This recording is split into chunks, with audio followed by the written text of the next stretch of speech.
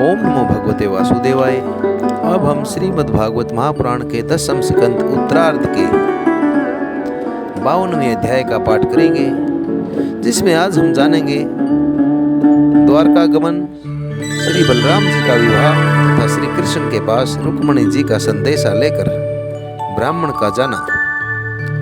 सुखदेव मुनि जी परीक्षित को बतलाते हैं, परीक्षित, भगवान श्री कृष्ण ने इस प्रकार इक्ष्वाकु पुत्र राजा मुचुकुंद पर कृपा की थी, जो पिछले अध्याय में आप सुन चुके हैं। अब उन्होंने भगवान की परिक्रमा की, अर्थात राजा मुचुकुंद ने भगवान की परिक्रमा की, उन्हें नमस्कार किया और गुफा से बाहर निकल आए।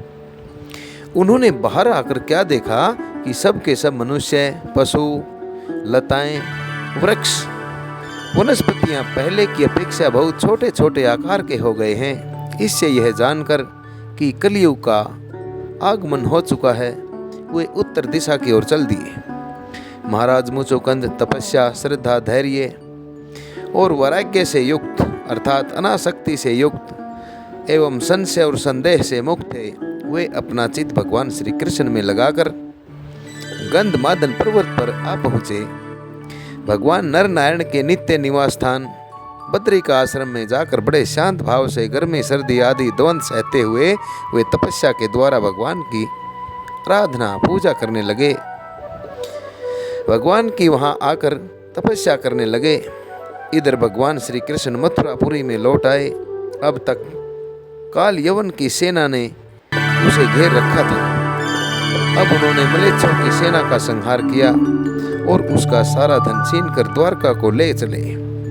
जिस समय भगवान श्री कृष्ण के आज्ञा अनुसार मनुष्यों और बैलों पर वह धन ले जाया जाने लगा, उसी समय मगधराज जरासंध फिर 18वीं बार 23 अक्षौहिणी सेना लेकर वहां पर आदम का।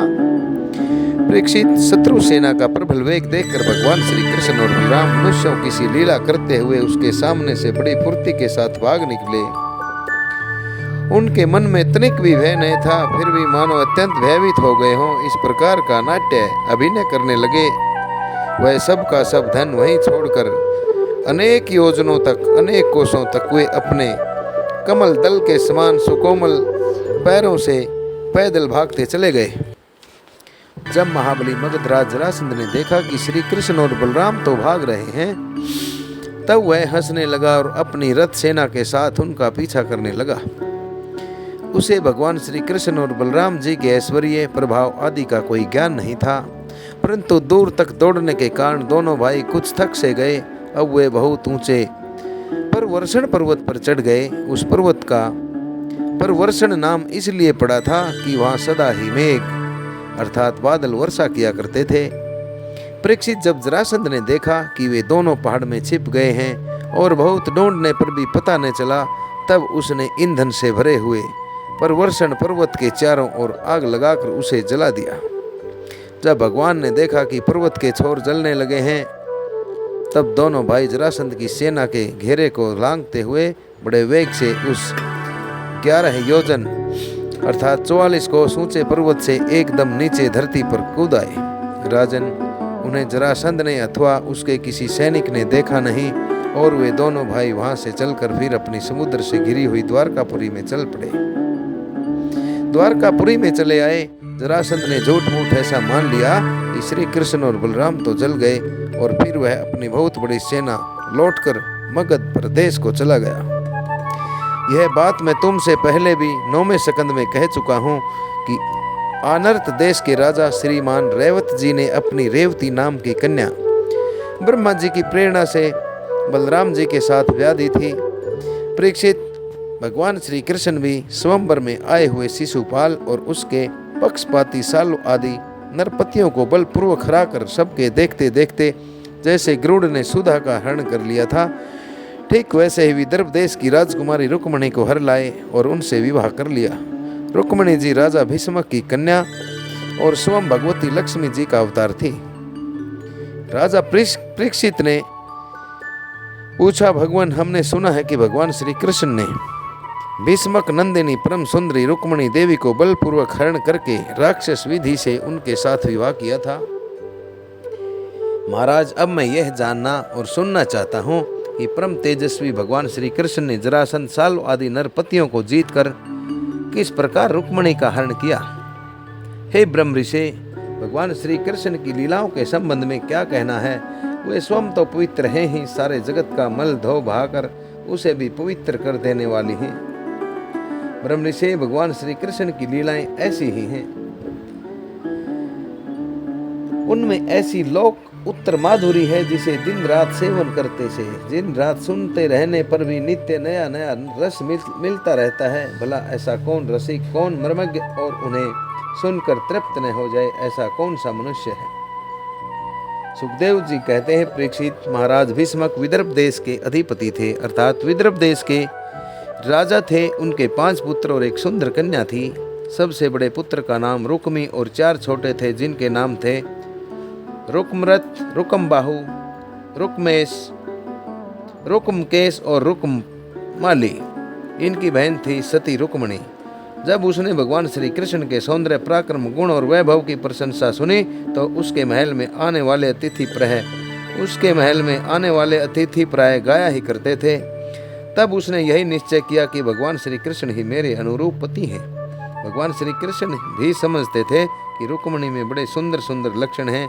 वह परम बुद्धिमती है, उदारता, सौंदर्य, शील, स्वभाव और गुणों में भी अद्वितीय है, इसलिए रुक्मिणी जी मेरे अनुरूप पत्नी है। अतः भगवान ने रुक्मिणी जी से विवाह करने का निश्चय किया। रुक्मिणी जी के भाई बंधु भी चाहते थे कि हमारी बहन का विवाह श्री कृष्ण से ही हो, परंतु रुक्मी श्री कृष्ण से बड़ा द्वेष रखता था, अर्थात रुक्मिणी का भाई रुक्मी श्री कृष्ण से बड़ा बैर भाव रखता था। उसने उन्हें विवाह करने से रोक दिया और शिशुपाल को ही अपनी बहन के योग्य वर समझा। जब परम सुंदरी रुक्मिणी को यह मालूम हुआ कि मेरा बड़ा भाई रुक्मी शिशुपाल के साथ मेरा विवाह करना चाहता है, तब वे बहुत उदास हो गई। उन्होंने बहुत कुछ सोच विचार कर एक विश्वास पात्र ब्राह्मण को तुरंत श्री कृष्ण के पास भेजा। जब वे ब्राह्मण देवता द्वारकापुरी में पहुंचे तब द्वारपाल उन्हें राजमहल के भीतर ले गए।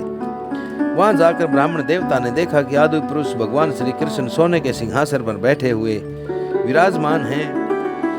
ब्राह्मणों के परम भक्त भगवान श्री कृष्ण उन ब्राह्मण देवता को देखते ही अपने आसन से नीचे उतर गए और उन्हें अपने आसन पर बैठाकर ठीक वैसी ही पूजा की जैसे देवता लोग भगवान की किया करते हैं। आदर सत्कार कुशल प्रसन्न के बाद जब ब्राह्मण देवता खा पी चुके, आराम विश्राम कर चुके, तब संतों के परम आश्रय भगवान श्री कृष्ण उनके पास गए और अपने कोमल हाथों से उनके पैर सहलाते हुए बड़े शांत भाव से पूछने लगे, ब्राह्मण शिरोमणे, आपका चित्त तो सदा सर्वदा संतुष्ट रहता है न? आपको अपने पूर्व पुरुषों द्वारा स्वीकृत धर्म का पालन करने में कोई कठिनाई तो नहीं होती? ब्राह्मण यदि कुछ मिल जाए उसी में संतुष्ट रहें और अपने धर्म का पालन करें, उससे च्युत न हो, अर्थात उससे विमुख न हो, उससे अपना मुंह न मोड़ें, तो वह संतोष ही उसकी सारी इच्छाओं को पूर्ण कर देता है। यदि इंद्र का पद पाकर भी किसी को संतोष न हो तो उसे सुख के लिए एक लोक से दूसरे लोक में बार बार भटकना पड़ेगा। वह कहीं भी शांति से नहीं बैठ सकेगा, परंतु जिसके पास तनिक भी संग्रह और परिग्रह नहीं है और जो उसी अवस्था में संतुष्ट है, वह सब प्रकार से संताप रहित होकर सुख की नींद सोता है। जो स्वयं प्राप्त हुई वस्तु से संतोष कर लेते हैं, जिनका स्वभाव बड़ा ही मधुर है और समस्त प्राणियों के परम हितैषी, अहंकार रहित और शांत हैं, उन ब्राह्मणों को मैं सदा सिर झुकाकर नमस्कार करता हूँ। ब्राह्मण देवता, राजा की ओर से तो आप लोगों को सब प्रकार की सुविधा है न? जिसके राज्य में प्रजा का अच्छी तरह पालन होता है और वह आनंद से रहती है, वह राजा मुझे बहुत ही प्रिय है। ब्राह्मण देवता, आप कहाँ से, किस लिए और किस इच्छा से इतना कठिन मार्ग तय करके आए हैं, यहाँ पर आए हैं? यदि कोई बात विशेष गोपनीय न हो तो हमसे कहिए, हम आपकी क्या सेवा करें। परीक्षित, लीला से ही मनुष्य रूप धारण करने वाले भगवान श्री कृष्ण ने जब इस प्रकार ब्राह्मण देवता से पूछा तब उन्होंने सारी बात कहकर सुनाई। इसके बाद वे भगवान से रुक्मिणी जी का संदेश कहने लगे। ब्राह्मण ने कहा, हे त्रिभुवन सुंदर, आपके गुणों को जो सुनने वालों के कानों के रास्ते हृदय में प्रवेश करके एक एक अंग के ताप जन्म जन्म की जलन को बुझा देते हैं, तथा अपने रूप सौंदर्य को जो नेत्र वाले जीवों के नेत्रों के लिए धर्म अर्थ काम मोक्ष चारों पुरुषार्थों के फल एवं स्वार्थ परमार्थ सब कुछ है, श्रवण करके प्यारे अच्युत मेरा चित्त लज्जा शर्म सब कुछ छोड़कर आप में ही प्रवेश कर रहा है। प्रेम स्वरूप श्याम सुंदर चाहे जिस दृष्टि से देखें, कुल शील स्वभाव सौंदर्य विद्या अवस्था धन धाम सभी में आप अद्वितीय हैं, अर्थात सभी में आपका किसी प्रकार भी वर्णन नहीं किया जा सकता। आप श्रेष्ठ हैं, अपने ही समान हैं। मनुष्य लोक में जितने भी प्राणी हैं सबका मन आपको देखकर शांति का अनुभव करता है, आनंदित होता है। अब हे पुरुष भूषण आप ही बतलाइए ऐसी कौन सी कुलवती महागुणवती और धैर्यवती कन्या होगी जो विवाह के योग्य समय आने पर आपको ही पति के रूप में वर्ण नहीं करेगी। इसलिए प्रियतम मैंने आपको पति रूप से वर्ण कर लिया है, मैं आपको आत्म समर्पण कर चुकी हूँ। आप अंतर्यामी हैं, मेरे हृदय की बात आपसे छिपी नहीं है। आप यहाँ पधार कर मुझे अपनी पत्नी के रूप में स्वीकार कीजिए। हे कमल नयन, हे प्राण बल्लभ, मैं आप श्री के वीर को समर्पित हो चुकी हूँ, आपकी हूँ। अब जैसे शेर का भाग सियार छू जाए, वैसे कहीं शिशुपाल निकट से आकर मेरा स्पर्श न कर ले। मैंने यदि जन्म जन्म में पूर्त अर्थात कुआं बावली आदि खुदवाना, इष्ट अर्थात यज्ञ आदि करना, दान नियम व्रत और देवता ब्राह्मण और गुरु आदि की पूजा के द्वारा भगवान परमेश्वर की आराधना की हो और वे मुझ पर प्रसन्न हो, तो भगवान श्री कृष्ण आकर मेरा पानी ग्रहण करें। शिशुपाल अथवा दूसरा कोई भी पुरुष मेरा स्पर्श न कर सके। प्रभु आप अजीत हैं। जिस दिन मेरा विवाह होने वाला हो उसके एक दिन पहले आप हमारी राजधानी में गुप्त रूप से आ जाइए और फिर बड़े बड़े सेनापतियों के साथ शिशुपाल अथवा जरासंध की सेनाओं को मत डालिए, तहत नहस कर दीजिए और बलपूर्वक राक्षस विधि से वीरता का मूल्य देकर मेरा पानी ग्रहण कीजिए। यदि आप यह सोचते हो कि तुम तो अंतःपुर में भीतर के जनाने महलों में पहरे के अंदर रहती हो, तो तुम्हारे भाई बंधुओं को मारे बिना मैं तुम्हें कैसे ले जा सकता हूँ। तो इसका उपाय मैं आपको बतलाए देती हूँ। हमारे कुल का ऐसा नियम है कि विवाह के पहले दिन कुल देवी का दर्शन करने के लिए एक बहुत बड़ी यात्रा होती है, जुलूस निकलता है, जिसमें विवाही जाने वाली कन्या को दुल्हन को नगर के बाहर गिरजा देवी के मंदिर में जाना पड़ता है। हे कमल नयन, उमापति भगवान शंकर के समान बड़े बड़े महापुरुष भी आत्म शुद्धि के लिए आपके चरण कमलों की धूल से स्नान करना चाहते हैं। यदि मैं आपका वह प्रसाद, आपकी वह चरण धूल नहीं प्राप्त कर सकी, तो व्रत द्वारा शरीर को सुखाकर प्राण छोड़ दूंगी, चाहे उसके लिए सैकड़ों जन्म क्यों न लेने पड़े। कभी न कभी तो आपका वह प्रसाद अवश्य ही मिलेगा। ब्राह्मण देवता ने कहा, हे यदुवंश शिरोमणि, यही रुक्मणी के अत्यंत गोपनीय संदेश हैं जिन्हें लेकर मैं आपके पास आया हूँ। इस संबंध में जो कुछ करना हो विचार कर लीजिए और तुरंत ही उसके अनुसार कार्य कीजिए। इस प्रकार श्रीमद् भागवत महापुराण के 10वें स्कंद का यह अध्याय आप सभी श्रोताओं द्वारा श्रवित किया गया। अगले अध्याय में हम जानेंगे कि रुक्मणी का हरण भगवान श्री कृष्ण द्वारा कैसे किया गया। ओम नमो नारायण चैनल द्वारा इन अध्यायों को संस्कृत से हिंदी में रूपांतरित करके आप सभी श्रोताओं तक पहुंचाना ही इस चैनल का मुख्य उद्देश्य है।